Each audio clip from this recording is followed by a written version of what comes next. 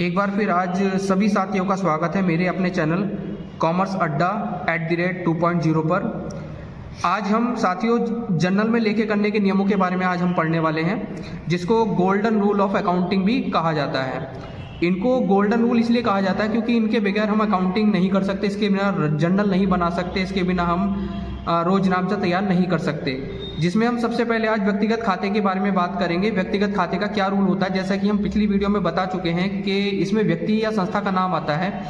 तो जिस संस्था या व्यक्ति का नाम आ रहा है उसमें अगर पाने वाला अगर कोई व्यक्ति है या संस्था है उसको हम डेबिट करते हैं, और अगर कोई व्यक्ति देने वाला है यानी कि अगर कोई व्यक्ति या संस्था है जो दे रहा है कोई भी वस्तु या जो देने वाला व्यक्ति है उसको हम क्रेडिट करते हैं।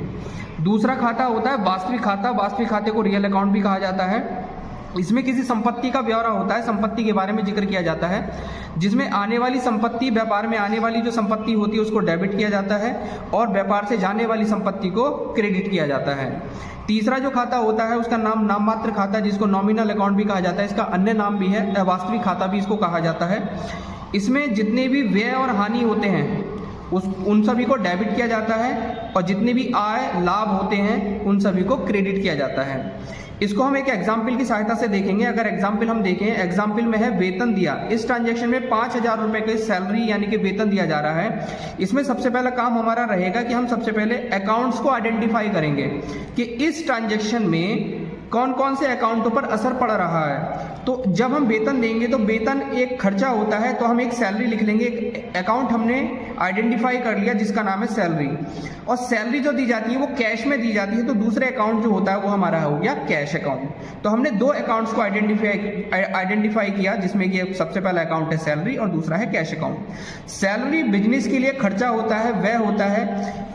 रूल में हमने पढ़ा है जितने भी खर्चे या व्यय होते हैं उन सभी को डेबिट किया जाता है। तो हम सैलरी यानी कि खर्चे को डेबिट करेंगे। दूसरा अकाउंट हमने आइडेंटिफाई किया था जिसका नाम था कैश अकाउंट। कैश अकाउंट एक वास्तविक खाता होता है क्योंकि कैश एक संपत्ति होती है और संपत्तियां जो आ रही हैं उनको डेबिट करते हैं, जो संपत्ति जा रही है उनको क्रेडिट करते हैं। तो यहाँ पर जो कैश है वो सैलरी के रूप में जा रहा है, इसलिए हम इसको क्रेडिट करेंगे। यहाँ पर हम अपनी वीडियो को समाप्त करते हैं। अगर आपको वीडियो अच्छी लगी हो तो लाइक, कमेंट और शेयर करें और हमारे चैनल को सब्सक्राइब करें।